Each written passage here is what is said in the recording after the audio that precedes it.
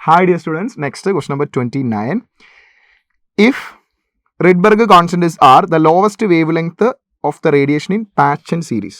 Paschen series പറയുമ്പോൾ lineman Balmer passion N3 എത്തേണ്ടത്, ശരിയല്ലേ?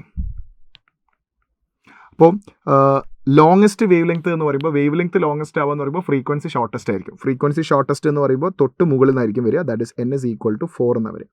4 3 ജമ്പ് ചെയ്യുന്നത്. So 1/λ is equal to R into Z square 1/3² minus 1/4 square. That is 1/λ is equal to R into Z square 1/9 minus 1/16, or 1/λ is equal to R into Z square 16 minus 9 divided by 9 into 16.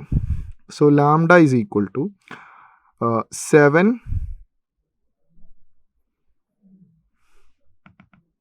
Lambda is equal to 144 divided by 7R വരും. കാരണം hydrogen ആകുമ്പോൾ Z is equal to 1 കൊടുക്കാം, ശരിയല്ലേ?